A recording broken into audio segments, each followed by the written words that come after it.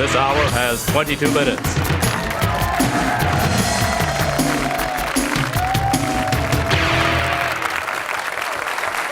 Good evening. Russian ultranationalist leader Vladimir Zhirinovsky has said that any NATO strike against Bosnian Serbs would be considered a declaration of war against Russia. Zhirinovsky, pictured here on the top, has said that some of his best friends are Bosnian Serbs and went out and got naked with one of them to prove his point. Now, the naked man in this recent Reuters press photo, whom Zhirinovsky identified only as Big Mary, was quoted as saying, "Don't mind Vlad, he's just bitchy in the morning." Prince Charles, the Prince of Wales, has decided to give up a 20-year relationship with his close confidant and ecstasy enhancer, Camilla Parker Bowles, so that he can remain morally eligible for the throne. Once upon a time, he wanted to be her Tampax. And now, apparently, he won't even accept her calls. The future king. Go figure. All across the country, Canadians in every town, city, and hamlet, Canadians from all walks of life and all shapes and sizes are revolting. They are revolting in the workplace, revolting in the streets, and especially revolting in lineups at the supermarket. What would cause these once dignified and well-mannered people to exhibit this revolting behavior? Sources say the cause is Preston Manning and something about taxes. I understand that, but is there any cause for someone to put their finger at the side of their nose like that and just blow? I don't think so. Get a hanky, and then we'll talk lower taxes. Oliver North, who was once convicted of helping to obstruct Congress, now wants to be in it. I will be your senator in the United States Senate. North has been raising money for months to win the seat of Democrat Charles Robb, who is in the middle of a sex scandal. North was convicted of lying to Congress under oath. But on the other hand, Robb actually had sex. I think the smart money's on Oliver North. It's an American tragedy. Olympic skater Tonya Harding faces the possible destruction of her career. Tonight we talk with Tonya's mother in Portland, Oregon. Good evening, Mrs. Harding. Hi. Mrs. Harding, Tonya's ex-husband, Jeff Gilhooly, claims that your daughter was involved in the conspiracy to harm Nancy Kerrigan right from the very beginning. Oh, does he? Mr. Loser, Mr. Pond Scum, Mr. Why do I have such a gay little mustache? Mr. I screwed up and now I'm blaming everyone. So I take it you're not that fond of Mr. Gilhooly. Look it, when the good Lord brings forth the city of light, there's going to be a special slum built in it for Mr. I'm so stupid, I hired Shane Stent Gilhooly. I know that you were instrumental in Tonya's career, right? Look at, you see this little skating outfit? I made this for Tonya myself, by hand. It was for her first competition. She didn't appreciate it. Said no one was wearing bunny ears. I thought they were a knockout. She got on so about that costume, but I made her wear it anyway. She placed second. Tonya always skates better when she's upset. A mother knows these things. Some people imply that Tonya's recent problems grew out of her troubled upbringing. What do you say to that? Look here, miss. I'm behind a news desk and you're not. I talked to Tonya like any mother of any Olympic athlete would. I told her you gotta be the best. I told her she'd have to compete hard. She'd have to cripple the competition. I meant it in a figurative kind of way, Miss Smarty Pants. I see. And when on the 28th of December I said, break a leg, Tonya, I in no way meant Nancy Kerrigan's. Though I gotta tell you, Miss Puffy Hair Kerrigan, Miss I'm on permo pert, Miss Have I flashed my perfect teeth at you lately, Kerrigan, makes me feel like taking a truncheon and giving it to her up the side of the head. You must be bitterly disappointed. Look, they got nothing on Tonya. She's going to Norway, and then she'll do 4 minutes of triple axels, and the judges will hit her with a 4.2 for not having her skates tied up right. I'm not disappointed. But I don't think you're going to find a mother in the great state of Oregon who's going to say she's happy because her rugrat's grown up to be a racketeer. Whatever that is. Thank you, Mrs. Harding. We're cheering for Tonya, too. You better be.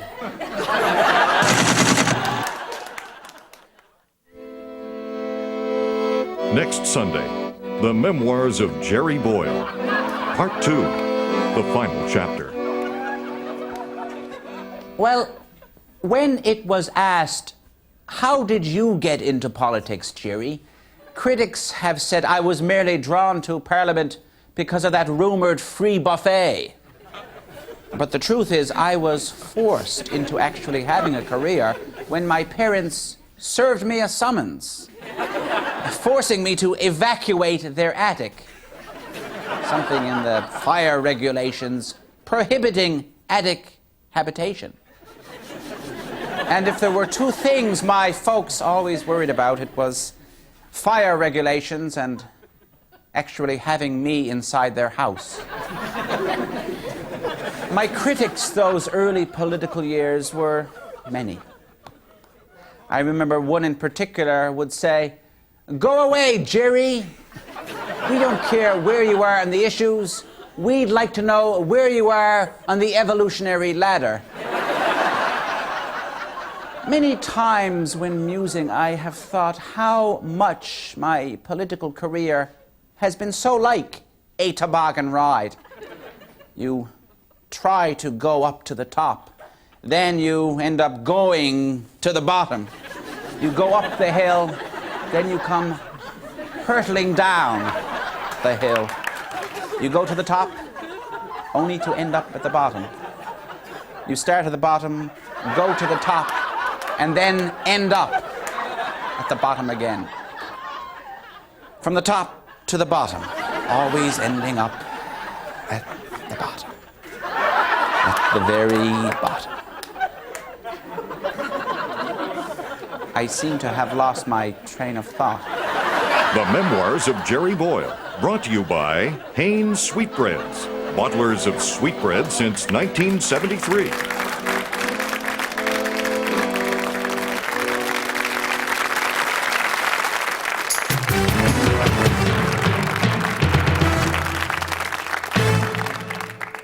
Are men disappearing? Here with an in-depth investigative report is this hour's own Babe Bennett. Hey, Joe, what do you know? According to a population geneticist in California, the chromosome that creates men, the Y chromosome, is disappearing. Yeah, you heard me. Soon we're gonna run out of men. Yeah, that's right. No more men. Well, I guess you think it roasts the corn of a woman like me to think about a world without men. Why? Just because they got the whole world on a bus and they're headed towards the edge of a cliff, plus they've had a few drinks and they're feeling kind of cocky, and you think they'd ask for directions? No, sirree. We're on a road to nowhere, all right, and there's a guy at the wheel, and I think he's got a hemorrhoid. I'm just kidding. I'm just fooling around.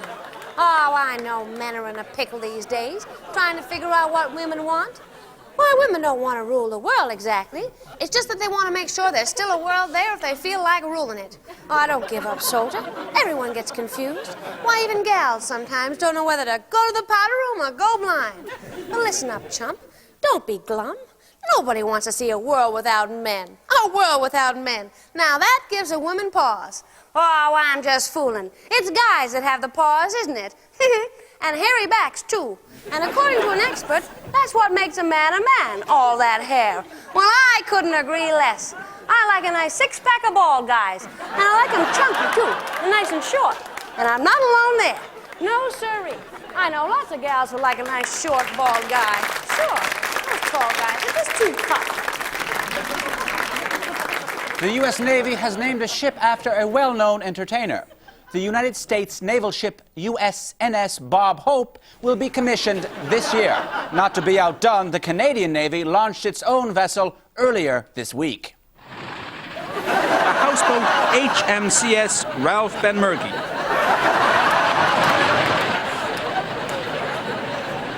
And now it's time for JB to take one of those questions that have been plaguing mankind for years and put it into perspective. JB? Thanks, Sydney. This week on Perspective, I ask you, are Canadians passionate, excitable people? Some say no, some say so. Let's put it into perspective. Now let's take a look at a European reacting to the fall of the Berlin Wall. Look at them. Very, very excited indeed.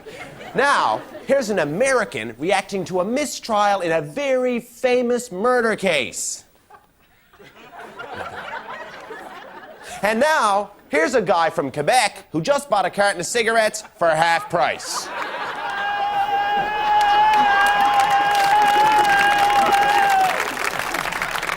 Truly a great Canadian moment. And I think that about puts it into perspective. I'm J.B. Dixon, and that was Perspective.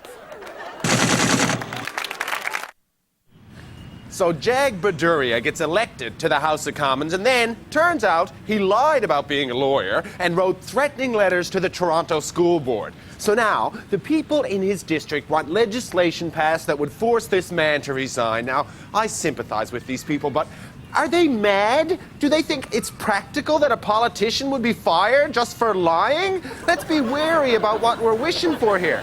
Nothing would ever be accomplished. There would be a by-election in every Canadian riding every other week. Forget having a social life or getting up to the cottage at all. We'd spend our entire life stuffing ballot boxes. No. If there's anyone to blame in this situation, it's the media. It's the watchdogs of the nation that let the whole bogus law degree slip by in the first place. The Eric Mallings of the world were asleep at the wheel, and now, as a result, the crowd up in Markham are stuck with this crazy MP who's loose with the truth and has a history of making bizarre statements. But, hey, this is not a unique situation in Canada. Like, I was stuck with John Crosby for 17 years every month. Dear constituent, the fish stocks are growing like crazy, and Sheila Kopp should lie down and love me again. No. Don't worry, Markhamites. All things, like John and including Jag, will pass.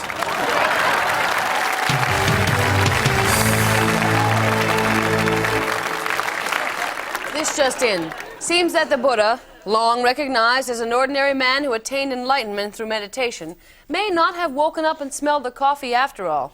Buddhists around the world were shocked today when sources out of India reported that contained among the personal effects of the Buddha found at the burial site was a 2,500-year-old prescription for Prozac. Enlightenment? Well, at least it got him out of the house. And today in Ottawa, the CRTC watched presentations from television producers from across the country as they vied for one of the new specialty channel licenses that will be granted this fall. The All News Baby Channel. And this man is the Prime Minister. And he's like the dad of the country, only different. And here he's saying goodbye to the mom of the country, who's like the mom, not his mom, but different. And then the man goes to work where he's on TV. And that's where he lives a lot of the time, the man. And then the man and the mom of the country go out and they meet another man who has on a hat that's green and it matches his dress, but it's not really a dress. It's like a dress, but it's different. It's what they wear in a country that's like Canada's, but different. And then the man goes to school because he likes kids, and he draws pictures, and here he's got a pencil, and the little boy's got a pencil, and the daddy of the country's drawing pictures of his house. Aye. The Mocking Channel. Was misquoted or didn't mean it, and I would like to give him an opportunity to stand up and clarify his remarks that he did not mean to lead Paxton Hall from his vote. That is procedure acceptable to you. What sort of guns, what types of embarkations, what exactly was going on? And perhaps his colleague from St. Henri Westmount could tell him, because he was quoting just yesterday. You've seen her in bed, you've seen her in the bath. Now it's time to take the big plunge with our very own Marg Delahunty. Hi, I'm Marg Delahunty. And while I've never actually been fat, I've always been husky, thick, a little bit on the fluffy side. You know, she's a big girl for 12.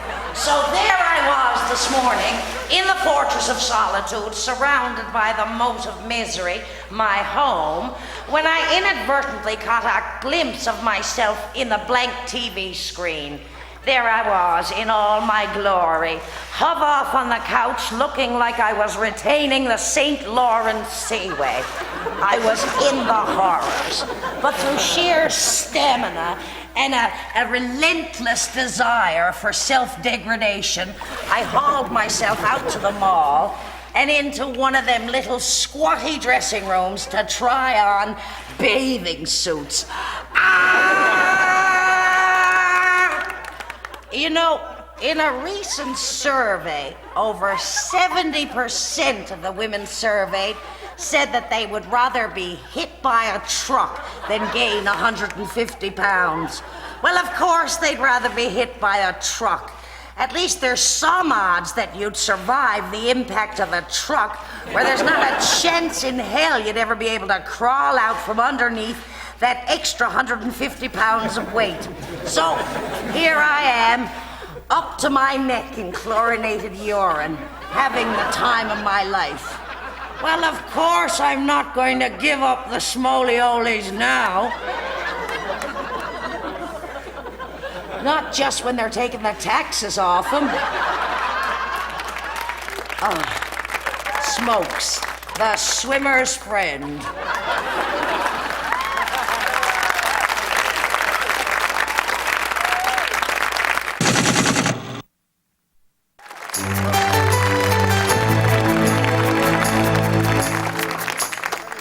Okay, hockey fans, it's time to check in with Coach Peter Boom Boom McCormick and Coach Bob Nobby Spurl with this week's Hockey Notebook.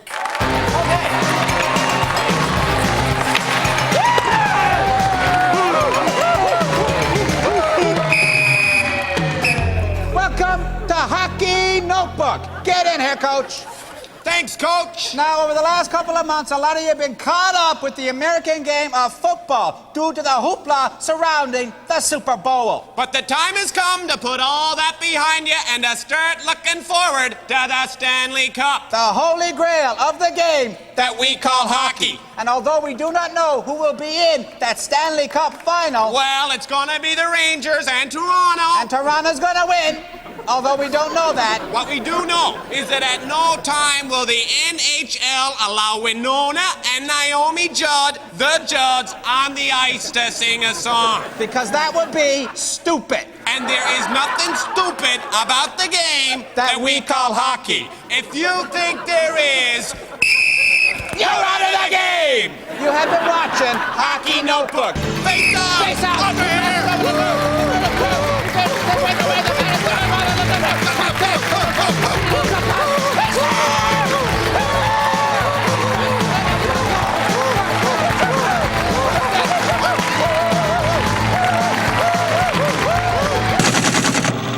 In an effort to control the country's growing population, the Chinese government has declared that all Chinese families are allowed only one baby.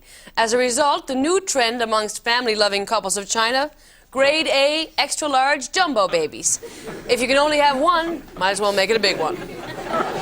Brian Tobin, Minister of Fisheries and Oceans, last week closed the subsistence and recreational cod fishery in the following areas: 2J, 3K, 3L, 3PS. Now, Division 4R and Subdivision 3PN have been left open. Oddly enough, the minister's own district of Humber St. Barb Bayvert neatly fits into the 4R division. How bizarre that the minister's own district wouldn't be closed. When This Hour tried to contact Mr. Tobin for his comments on this obviously just too blatant, no one would try to pull a scam like that, oversight, we were informed by Mr. Tobin's press secretary that the entire Ministry of Fisheries and Oceans was busier than it had ever been, and the minister was just run off his feet. Absolutely no fishery. Minister of Fisheries busier than ever. Will the ironies never stop in this story?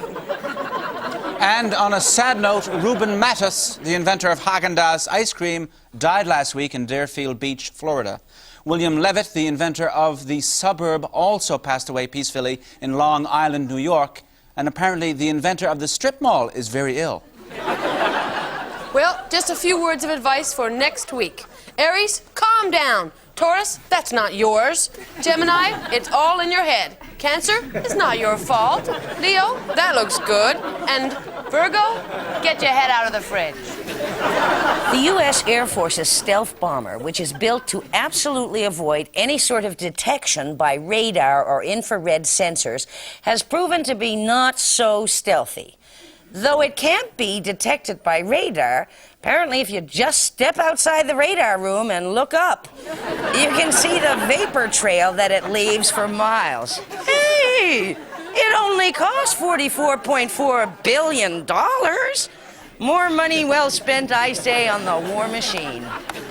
And among the items found in Tonya Harding's garbage by the FBI were several books. Some of the titles include Tendon Cutting Made Easy, Voodoo Doll Assembly, and 101 Uses for an Iron Bar. And well, that's the way we saw the world this week. I'm JB Dixon saying Canadians should just stop being upset over the numerous press bans that are in effect across the country. What's the big deal? Greater minds than ours have decided that we as Canadians are just too stupid to be party to information and be impartial at the same time. So be it. And by the way, she pled guilty, you know. Good night. Good night. Good night. What did she